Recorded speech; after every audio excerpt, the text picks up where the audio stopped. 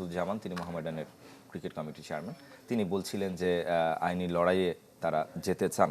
আপনার কাছে কি মনে হচ্ছে ক্রিকেট বোর্ডের যে পরিচালনা পরিষদ আছে তার ভবিষ্যৎটা কি? এটা অবভিয়াস ছিল একটা, কারণ আমরা জানতাম যে এর আগেও যারা নির্বাচনে অংশ নেননি, বিসিবি নির্বাচনে 6 অক্টোবরের নির্বাচনটাকে বয়কট করেছিলেন, এক ধরনের বেশ কিছু অভিযোগ এনে এই নির্বাচনটা প্রশ্নবিদ্ধ হয়েছে। সবচেয়ে বড় বিষয়টা ছিল যে কাউন্সিলরশিপ যেভাবে গঠন করা হয়েছিল সেই কাউন্সিলরশিপ যথাযথ প্রক্রিয়া মেনে করা হয়নি। যার যার ইচ্ছে মতো এমনভাবে কাউন্সিলরশিপটা গঠন করা হয়েছে যাতে তারা নিশ্চিতভাবে তাদের পরিচিত যাদেরকে যে কারণে তাদেরকে কাউন্সিলরশিপ করা হচ্ছে তারা যেন সেই বাক্সে ভোট দেন সেরকমভাবে, অর্থাৎ যথাযথ প্রক্রিয়া মেনে কিন্তু কাউন্সিলরশিপটা করা হয়নি। সে সময় কিন্তু কাউন্সিলরশিপ নিয়ে একটা রিট হয়েছিল, পরবর্তীতে তারপরে সেই রিট আপনার বাতিল হয়েছিল এবং নির্বাচনটা হয়েছে। এবং আপনি জানেন যে নির্বাচনটা কিভাবে হয়েছে। সো এই নির্বাচনটা বিতর্কিত হয়েছে, কোনো সন্দেহ নেই, এবং নির্বাচনটা প্রশ্নবিদ্ধ হয়েছে। তো সব কিছু মিলে একটা প্রশ্নবিদ্ধ যখন থাকবে, যে একটা প্রশ্নের যখন জন্ম নেয় তখন সেটার তো উত্তর খোঁজার অবশ্যই প্রয়োজন হয়ে থাকে। তো এখন এই যারা সেই নির্বাচনটা বয়কট করেছিলেন বা বিদ্রোহী প্রার্থী ছিলেন, তারা সেই পুরো বিষয়টা একটা আদালতে নিয়ে যাবেন এবং সেটা তারা স্পষ্ট করেছেন। এখন আদালত ফয়সলা করবে যে আসলেই কি ঘটেছিল এবং কাউন্সিলরশিপের যে প্রক্রিয়া হয়েছিল সেই প্রক্রিয়াটা বৈধতা ছিল কিনা, এবং নির্বাচনটা বা যে প্রক্রিয়া হওয়া উচিত সেই প্রক্রিয়াগুলো মেনে নিয়ে করা হয়েছিল কিনা। আদালতের রায়ের উপর নির্ভর করছে সব কিছু। আর এটি বর্তমানে যারা বিসিবিতে রয়েছেন তারাও কিন্তু এটি মেনে নিয়েছেন করতে। আমি দেখছিলাম যে কিছুদিন আগে বিসিবির এক পরিচালক আসিফ আকবর বলছিলেন যে যেহেতু এটি আদালতের বিষয়, আদালত তাদেরকে যে সিদ্ধান্ত দিবে সেটা রায়টুকু তারা মেনে নেবেন, কিন্তু তার আগ পর্যন্ত তারা যেহেতু দায়িত্ব রয়েছেন তারা দায়িত্ব থাকবেন এবং তারা সেরকমভাবেই সব কিছু পালন করবেন। আমি মনে করি যে সেটাই করাটা উচিত। কারণটা হলো যে আপনি যদি আপনার কোনো প্রবলেম থাকে বা সমস্যা থাকে, সমস্যার সমাধান আপনি করতে চান, তাহলে সেটা সফিস্টিকেটেড কায়দায় করা উচিত। কিন্তু সেটা মাস্তানি দেখিয়ে বা জোর জবরদস্তি দেখিয়ে কাউকে চেয়ার থেকে তুলে দিয়ে আপনি তালা বন্ধ করে দিয়ে সেখানে স্লোগান দিয়ে সেখানে মিছিল করে আন্দোলন করে এই সমস্যার সমাধান হওয়াটা উচিত না। সো তারা যদি একটা সঠিক প্রক্রিয়ার মধ্যে যেতে চান এবং ক্রিকেট বোর্ডে যদি বদল আনতে চান, সেটা যদি দেশের সর্বোচ্চ আদালত যেদিকে রায় দিবে আমি মনে করি যে সেটাই মেনে নেওয়াটা যুক্তিযুক্ত হবে। জি, মাসুদুজ্জামানের কথা শুনছিলাম, তিনি ইতোমধ্যেই তাদের সেই কোরাম থেকে সভাপতি কি হবেন, কারা থাকতে পারেন সেই কমিটিতে, পরিচালক যারা হবেন তারা কারা কারা হতে পারেন, সেই বিষয়গুলো নিয়ে ইতোমধ্যেই তিনি কথা বলেছেন এবং তামিম ইকবালের কথা বলছিলেন যে তাকে তারা সভাপতি হিসেবে দেখতে চান। তো এখনো পর্যন্ত লং ওয়ে টু গো, একটা আইনি প্রক্রিয়া আছে। আপনার কাছে কি মনে হয় কিনা যে কিছুটা মানে টু আর্লি টু সে হয়ে গেল মাসুদুজ্জামানের ক্ষেত্রে? অবশ্যই টু আর্লি টু সে। কারণটা হলো যে এখন পর্যন্ত আপনি কোনো এই বিষয়টার তেমন করে আদালতে উত্থাপনই করা হয়নি সবকিছু। আর আপনি এখনই যদি পরবর্তী তারা যদি সেই আদালতের রায় জিতেন এবং তখন প্রেসিডেন্ট কে হবেন, ভাইস প্রেসিডেন্ট কে হবেন, সেটা যদি আপনি এখনই ঠিক করে ফেলেন, আমি মনে করি সেটাও খুব একটা সুস্থির কোনো চিন্তার প্রকাশ নয়। কারণটা হলো যে, আর সবচেয়ে বড় বিষয়টা হলো যে আপনাকে আগে পুরো বিষয়টা আইনি প্রক্রিয়া কি বলছে সেটা দেখে তারপর আপনি চিন্তা করবেন। কিন্তু অনেক দূরের চিন্তাটা যদি আপনি এখনই করে ফেলেন, তার মানেটা হলো যে আপনি হয়তো স্যাঙ্গুইন হয়ে গিয়েছেন বা আপনি একদম কনফার্ম হয়ে গিয়েছেন যে এই রায়টা আমার পক্ষে যাচ্ছে। সেরকমভাবে হ্যাঁ, আপনি হয়তো ছক সাজাবেন, আপনি হয়তো একটা পরিকল্পনা তৈরি করবেন, কিন্তু সেই পরিকল্পনাটা আমি মনে করি না যে সেটা এক্সপোজ করা উচিত বা সেটা আপনি প্রকাশ্যে জাহির করা উচিত বা প্রকাশ্যে বলা উচিত। আপনি সেটা করতেই পারেন। আর তামিম ইকবালকে তারা নেতা হিসাবে বেছে নিচ্ছেন ক্রিকেট বোর্ডের, বা তাদের এই যে আন্দোলনটা রয়েছে বা তাদের যে প্রক্রিয়াটা রয়েছে সেই প্রক্রিয়ার চিফ হিসাবে তারা বেছে নিচ্ছেন। কেন বেছে নিচ্ছেন, কী কারণে বেছে নিচ্ছেন, আই হ্যাভ নো আইডিয়া। আমি জানি না ঠিক। তামিম ইকবাল ভালো ক্রিকেটার ছিলেন, কোনো সন্দেহ নেই, কিন্তু তামিম ইকবাল যে ভালো প্রশাসক হবেন সেটাতে আপনি এখনই গ্যারান্টি দিতে পারেন না। উদাহরণ হিসাবে বেশি দূর যাব না, যখনই আমাদের এখানে দেখবেন যে কোনো বলা হয়ে থাকে যে ওই কোনো অমুক ফেডারেশনের প্রেসিডেন্ট যদি খেলোয়াড় হয়ে থাকেন তাহলে খুব ভালো হবে, কিন্তু এটার বাজে নজিরটা আমরা কিন্তু এখন পর্যন্ত দেখেছি। উদাহরণ হিসাবে বেশি দূর যাব না, আমার সামনে প্রকাশ্যে 3টে উদাহরণ আমি আপনাকে বলছি। কাজী সালাউদ্দিন বাফুফের প্রেসিডেন্ট ছিলেন, তিনি প্রায় 15 বছর ধরে বা খুব সম্ভবত 12 বছর বা 3বার তিনি ইলেকশন করেছেন, কিন্তু ফুটবল ফেডারেশন এখন যেখানে ছিল সেখানেই রয়ে গেছে। তার চেয়ে বড় বিষয়টা হলো যে যখন আমরা এখানে দেখলাম যে ফারুক আহমেদ যখন আসলেন ক্রিকেট বোর্ডের প্রেসিডেন্ট হিসেবে, তখন আমরা ভেবেছিলাম যে এক অর্থে তিনি মানে খুব ভালোভাবে পরিচালনা করবেন। সেটাতেও তিনি তার দলের কাছ থেকে বা তিনি তার যে বোর্ডের কাছ থেকে প্রপার সহযোগিতা পাননি এবং তিনি পুরো দায়িত্ব পালন করতে পারেননি। 9 মাসের মধ্যে তাকে কিন্তু চলে যেতে হয়েছিল, খুব বাজেভাবে বিদায় নিতে হয়েছিল। আমিনুল ইসলাম বুলবুল আসছেন তার জায়গায়, সেখানেও মাত্র 7 মাসের মতো হয়েছে। এখনই আমরা বুলবুলকে সরিয়ে দেওয়ার জন্য উঠে পড়ে লেগেছি সবকিছু বলছি, যদিও তার নির্বাচনটা একটা যে নির্বাচনে তিনি এসেছিলেন সেই নির্বাচনটা প্রশ্নবিদ্ধ হয়েছিল, কোনো সন্দেহ নেই সেটাতে। বাট নট নেসেসারি যে আপনি কোনো একটা প্রতিষ্ঠানে বা কোনো একটা সংস্থায় যে খেলোয়াড়কে বসিয়ে দিলেই তিনি একদম পুরোপুরি পরিচালনা ভালো মতো করে ফেলবেন, এই গ্যারান্টি আপনি দিতে পারেন না। আর বিষয়টা হলো যে এখন পর্যন্ত যেহেতু আপনি পুরো বিষয়টা আইনিভাবে তেমন চ্যালেঞ্জের মধ্যে আমরা দেখতে পাইনি, কোনো মামলা হয়নি, একটা রিট হয়েছিল, সেই রিটটা আবার আপনাকে তুলতে হবে, তারপর আবার আইনি প্রক্রিয়া যেতে হবে। সো আমার কাছে মনে হচ্ছে যে এটা এখনই ভাবার কোনো কারণ নেই, it's a long process to go. এবং আপনি 1 মাসের মধ্যেই যে আপনি রিট আপনার পক্ষে, রায় আপনার পক্ষে চলে আসবে তাও কিন্তু না। এই কারণে আমার কাছে মনে হচ্ছে যে ক্ষমতায় কে বসছে বা ক্ষমতা কার কাছে থাকছে সেটার চেয়ে বড় বিষয়টা হলো যে আপনি প্রক্রিয়াটা ঠিক মানছেন কিনা। ঠিক থাকে, এক্স্যাক্টলি। একটু জানতে চাই, আমরা লক্ষ্য করেছি যে ক্ষমতার পালাবদলের সাথে সাথে কিংবা ক্ষমতার সাথে সাথে আসলে খুব বেশি ইম্প্যাক্ট করে আইন বা বিচার বিভাগে। কারণ যখন নাকি আপনি যদি বলেন যে ইন্টারিম যখন ক্ষমতায় ছিল, সেই সময়টা কেন এই প্রশ্নটা উঠেনি যে তারা আইনি প্রক্রিয়া যাবে? মানে এই বিষয়টাকে আপনার কাছে কেমন লাগে যে একটা স্বাধীন দেশে কিংবা একটা স্বাধীন আইন বিভাগ বলুন কিংবা বিচার বিভাগ বলুন, সেখানটাতে কিভাবে প্রভাবিত হয়, আসলে সরকার কিভাবে প্রভাবিত করে? আমি মনে করি যে এটা হওয়া উচিত না। কারণটা হলো যে আপনি যখনই বিচার বিভাগের কথা বলেন তখন একটা শব্দ সেখানে যোগ করেন যে বিচার বিভাগ স্বাধীন বিভাগ, এবং এখানে আপনার নিরপেক্ষতা রয়েছে, এটা নিউট্রালিটির একটা জায়গা। এবং সবচেয়ে বড় বিষয়টা হলো যে আপনি যিনি এখন এই বিষয়টা নিয়ে রিড করতে চাইবেন বা যিনি মনে করবেন যে ক্রিকেট বোর্ডের নির্বাচনটা প্রশ্নবিদ্ধ ছিল, এই কারণে আমরা এটা মামলা করব এবং মামলায় আমরা জিতব। আমার প্রশ্ন হচ্ছে এই পালাবদলের সাথে কেন এই প্রশ্ন? আসছি আমি সেই কথায়, কিন্তু সেই সঙ্গে মনে রাখতে হবে যে আপনি যার বিরুদ্ধে মামলাটা করছেন তিনিও তো এই দেশের নাগরিক। তো ওই আদালত থেকে তার রায়টা পাওয়ার কিন্তু আপনি যথাযথ মানে তিনিও সেই রায়, মানে তার পক্ষে রায় যাতে আসে সেই দাবিটুকু করতে পারেন বা সেই ইচ্ছাটুকু প্রকাশ করতে পারেন। কিন্তু আপনি কোনো বিষয় হওয়ার আগেই যদি আপনি নিজেকে বিজয় ভাবতে শুরু করে দেন, তার মানেটাই হলো যে আপনি খুব সম্ভবত সেখানে একটা প্রভাব বিস্তার করার সুযোগ আপনার কাছে রয়েছে। তো সেটা আমি মনে করি যে হওয়াটা উচিত না। কারণটা হলো আপনি রাজনৈতিক পালাবদলের পর বা ক্ষমতায় যিনি বসুন না কেন, আপনাকে একটা জিনিস মাস্ট করতে হবে যে সর্বোচ্চ বিচারের যে কেন্দ্রস্থল আদালত তাকে আপনার নিরপেক্ষতা পাইতে হবে। সেখানে বাদী যেরকমভাবে আপনি এই মর্যাদা পাবেন বা সমর্থন পাবেন, ঠিক একই রকমভাবে আপনার বিবাদীকেও পেতে হবে। সো এখানে যদি আপনি আগে ভাগেই জেনে যান যে না আমি মামলা করলে আমি জিতে যাব, তার মানেটা হলো যে আপনার সেরকমভাবে একটা প্রভাব বিস্তার করার একটা সুযোগটুকু রয়েছে। আমি মনে করি যে সেটা কোনো মতেই কোনো একটা স্বাধীন সার্বভৌম দেশে কখনোই এটি থাকাটা উচিত না। একটা দেশের নাগরিক হিসাবে আপনি যে কেউ আপনার সেই আদালতের থেকে সমান সমাধিকার বা সমান অধিকার এবং সমান মর্যাদা আপনি প্রাপ্য পেতে হবে। এবং এই অধিকারটুকু আমি মনে করি যে বাংলাদেশের সংবিধান এই অধিকারটুকু জনগণকে দিয়েছে। ইন দ্য মিন টাইমে আমরা দেখলাম যে কিছুটা কাদা ছড়াছড়িও যারা ক্রিকেট পরিচালনা, আমি যদি নাম ধরে বলি আসিফ আকবর, তিনি বেশ কয়েকজন ক্রিকেট সংগঠকদের নিয়ে কথা বলেছেন, ক্রিকেট যারা বিট করেন সাংবাদিকদের নিয়েও তিনি বলেছেন। এবং তার পরিপ্রেক্ষিতে আমরা লক্ষ্য করেছি যারা বিএনপিপন্থী সংগঠকদের কথা আমরা বলছি, তাদের কাছ থেকেও এক ধরনের ফিডব্যাক পাওয়া গেছে, তারাও সমালোচনা করেছেন আসিফ আকবরের। এই বিষয়গুলো আসলে আপনার কাছে কি মনে হয় যে মানে ক্রিকেট তো বটেই, ক্রীড়াঙ্গনের জন্য আসলে কতটুকু ক্ষতিকর কিংবা টক্সিক? না দেখুন, খেলা সমালোচনা তো অবশ্যই হবে, কিন্তু সেই সমালোচনাটা আপনি একটা সফিস্টিকেটেড কায়দা হওয়া উচিত। সেটা এমন পর্যায়ে যাওয়াটা উচিত না যেটাতে মনে হয় যে আপনি বোধহয় রাজনৈতিক টেবিলের এই পাশে একজন বসে রয়েছেন আর ও পাশে একজন বসে তুমুল ঝগড়াটা করছেন।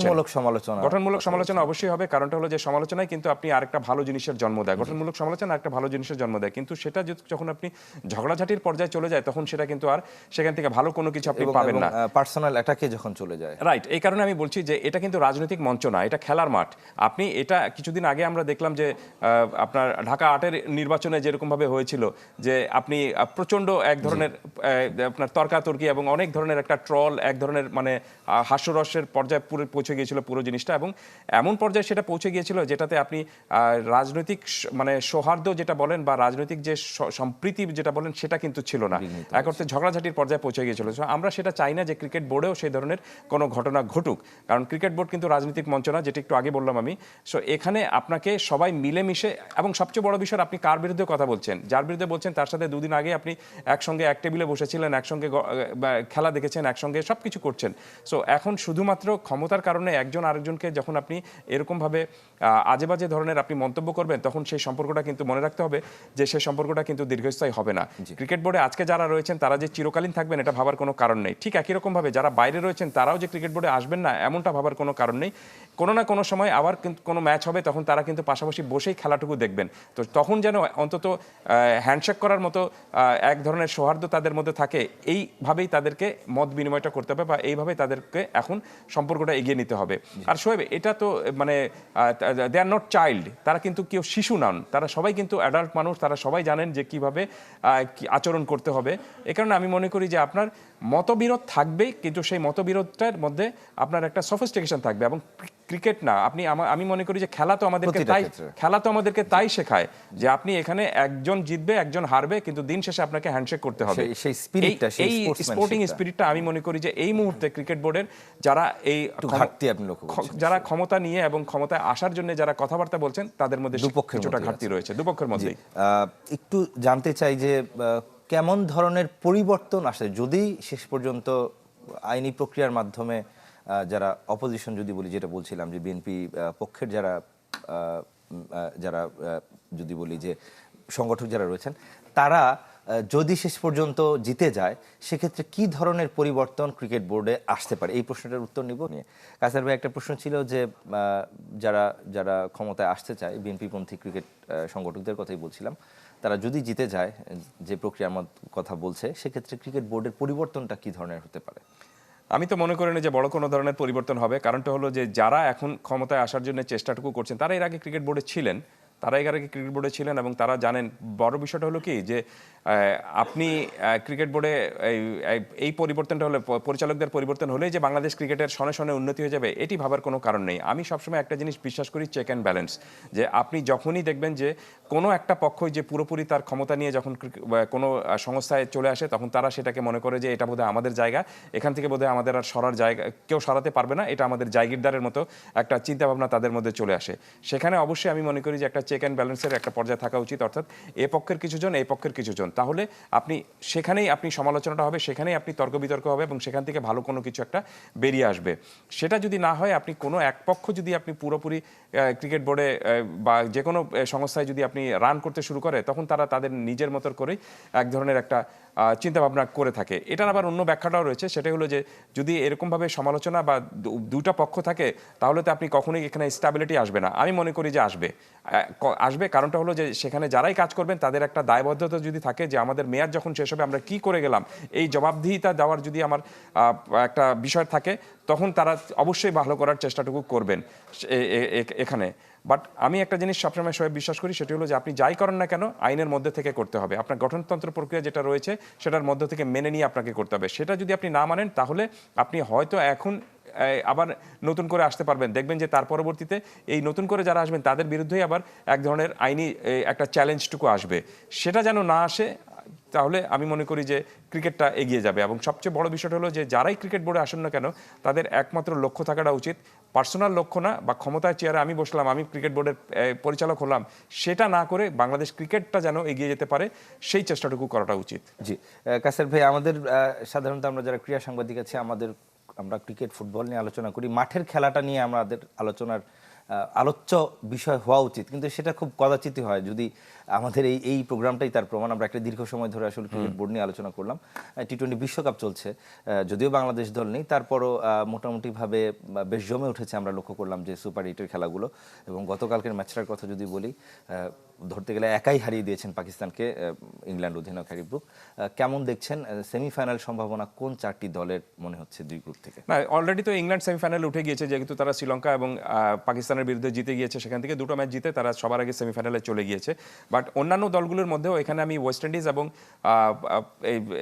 সাউথ আফ্রিকা এবং ভারত, এই তিনটে দলের মধ্যে থেকে খুব সম্ভবত এই তিনটে দলকেই সম্ভাবনা দেখতে পাচ্ছি, কারণ তারা খুব ভালো ক্রিকেট খেলেছে ইসের মধ্যে। আর আপনার গ্রুপ পর্যায়ে খুব ভালো ক্রিকেট খেলেছিল জিম্বাবুয়ে, এবং জিম্বাবুয়ে খুব চমকপ্রদ কিছু ক্রিকেট খেলেছে, কোনো সন্দেহ নেই। কিন্তু তারপরে আপনি সার্বিকভাবে যদি এই যে তিন দলের কথা আমি বললাম, এদের সাথে যদি আপনি শক্তিমত্তা বিচার করতে চান, তাহলে এত বড় নকআউট স্টেজে এসে আমার মনে হয় না যে জিম্বাবুয়ে ধারাবাহিকভাবে পারফরমেন্স বা চমকপ্রদ কোনো কিছু করে দেখাতে পারবে। তার প্রমাণ আমরা পেয়েছি, ওয়েস্ট ইন্ডিজ একেবারে আউটক্লাস করে দিয়েছে জিম্বাবুয়েকে। এবং ওই গ্রুপটার কথা আপনি যেটা বলছিলেন, যে এখানে যেহেতু ভারত হেরে গেছে সাউথ আফ্রিকার সাথে, কিছুটা হলেও সাউথ আফ্রিকা ব্যাক ফুটে রয়েছে। সাউথ আফ্রিকা এবং ওয়েস্ট ইন্ডিজের যে ম্যাচটি হবে, সেটা অনেকটা নীতি নির্ধারক হবে ভারতের ক্ষেত্রে। তবে আমরা লক্ষ্য করলাম যে নেট রান রেটে কিন্তু অনেকটাই পিছিয়ে দক্ষিণ আফ্রিকা এবং ওয়েস্ট ইন্ডিজের চেয়ে ভারত। রাইট, এই কারণে আমি বলছি যে ভারত যদি জিম্বাবুয়েকে যদি হারাতে পারে, জিম্বাবুয়েকে হারানোর পরে দেখবেন যে আপনি তারপরে ভারতের সাথে খেলা হবে ওয়েস্ট ইন্ডিজের। ওয়েস্ট ইন্ডিজের খেলাটা ভারতের সাথে তখন আপনার, যেহেতু আপনি পয়েন্ট রান রেটের কথাটি বললেন, তখন ওয়েস্ট ইন্ডিজের সাথে ভারতের ম্যাচটা এক অর্থে হয়ে যাবে নকআউট ম্যাচ। সেখানে ভারতকে জিততেই হবে যদি সেমিফাইনালে খেলতে হয়, কারণ যদি না জেতে তাহলে হয়তো পয়েন্ট সমান হবে, তখন রান রেটের ইকুয়েশনে ভারত অনেক পিছিয়ে রয়েছে। সো আমার মনে হচ্ছে যে যেহেতু নিজেদের মাটিতে খেলা এবং একটা বড় ধরনের সমস্যা তারা এর আগে ম্যাচে পড়েছিল, গ্রুপ পর্যায়ে তারা দুর্দান্ত ক্রিকেট খেলেছে এবং ওয়েস্ট ইন্ডিজও ভালো ক্রিকেট খেলে আসছে এখন পর্যন্ত। বলা হচ্ছে যে ওয়েস্ট ইন্ডিজ খুব সম্ভবত 2016-তে যে টি-20 বিশ্বকাপ জিতেছিল সেই সুসময়টা ফিরিয়ে আনতে পারবে কিনা সেটা বলা হচ্ছে এটার মধ্যে। সেখানে ক্যাপ্টেন ছিলেন ড্যারেন সামি, এখন ক্যাপ্টেন কোচ হলেন তিনি। সবকিছু মিলে ওয়েস্ট ইন্ডিজেরও সমান সম্ভাবনা রয়েছে। তবে ভারত আগের ম্যাচে যেরকমভাবে হেরেছিল এবং সেখান থেকে যেরকমভাবে তারা অ্যানালাইসিস করেছে এবং তাদের শক্তিমত্তার কথা যদি আপনি বিবেচনা করেন, আমি মনে করি যে স্টিল ভারত অনেক ফেভারিট একটি দল। এবং সেমিফাইনালে আপনি চমকপ্রদ কোনো কিছু ঘটবে না। সেমিফাইনালে যে 4টি দল খেলবে সেই 4টি দল খুব সম্ভবত আমরা যেটি বললাম যে ফেভারিটদের মধ্যে থেকে সেই 4টি দল খেলবে। অলরেডি ইংল্যান্ড উঠে এসেছে। ইংল্যান্ডের কথা বলছিলেন, ইংল্যান্ড কোয়ালিফাই করেছে এই গ্রুপটা থেকে। ইংল্যান্ডের এই গ্রুপটা থেকে পাকিস্তান, শ্রীলঙ্কা এবং নিউজিল্যান্ড আছে। পাকিস্তান নিউজিল্যান্ডের ম্যাচটা বৃষ্টিতে পরিত্যক্ত হচ্ছিল। এর ইকুয়েশনটা কি হতে পারে? ইংল্যান্ডের সাথে আর কোন দল এই গ্রুপ থেকে সেমিফাইনাল যেতে পারে? পাকিস্তানের সম্ভাবনা এখন পর্যন্ত রয়েছে, সম্ভাবনা শেষ হয়ে যায়নি, কিন্তু সমস্যাটা হলো যে নিউজিল্যান্ডের সম্ভাবনাটাকে আমি একটু বেশি দেখছি, কারণ নিউজিল্যান্ড খুব কম্প্যাক্ট একটা দল এবং নিউজিল্যান্ডের যে টি-20 পুরো দলটাই, সেই দলের মধ্যে কিন্তু আপনি দেখবেন না যে আপনি হয় কি যে অনেক দল হয় যে আপনি ব্যাটিংয়ে শক্তিশালী বা বোলিংয়ে শক্তিশালী, কিন্তু নিউজিল্যান্ডের এই দলটার মধ্যে আমি পুরো দলটার মধ্যে আপনি ব্যাটিং বোলিং পুরো শক্তিশালীর একটা কম্বিনেশন দেখতে পাচ্ছি। সো আমার কাছে আমি এখানে নিউজিল্যান্ডকে এগিয়ে রাখবো এই দল থেকে, ইংল্যান্ডের পাশে নিউজিল্যান্ড। শ্রীলঙ্কা যদিও ঘরের মাঠে খেলছে, তারা ইতিমধ্যে একটা ম্যাচ হেরে গেছে। শ্রীলঙ্কা হেরে গিয়েছে এবং শ্রীলঙ্কার সেটি বললাম যে শ্রীলঙ্কারও সার্বিক পরিস্থিতি, তারা গ্রুপ পর্যায়ে কয়েকটি ম্যাচে ভালো করেছিল যেটাতে তারা রান চেস করে জিতেছিল, কিন্তু এখন পর্যন্ত তারা যে মানে এই পর্যায়ে তারা যে ক্রিকেট খেলছে তাতে আমার কাছে মনে হচ্ছে না যে শ্রীলঙ্কা সেমিফাইনালে যাওয়ার মতো শক্তিশালী দল রয়েছে। সো যেটি একটু আগে বললাম যে আপনি ফেভারিট তার তকমা নিয়ে যে দলগুলো এখানে খেলতে এসেছিল তারাই এখানে সেমিফাইনালে খেলবে। জি, একদম শেষ মুহূর্তে চলে এসেছে আমরা। ফাইনালিস্ট কোন দুটি দল হতে পারে, আপনার প্রেডিকশনটা কি? আমার কাছে মনে হচ্ছে যে ভারত এবং সাউথ আফ্রিকা এই দুটো দলকে আমি ফাইনালে দেখছি, যদি না তারা সেমিফাইনালে মুখোমুখি হয়। রাইট, আমাদের সময় একদম শেষ হয়ে গেছে। যারাই সেমিফাইনাল কিংবা ফাইনাল হোক না কেন, আমরা প্রতিদ্বন্দ্বিতাপূর্ণ খেলা দেখতে চাই। শেষ করছি ক্লেমন বিয়ন্ড দ্য গ্যালারি। ভালো থাকবে, সুস্থ থাকবে।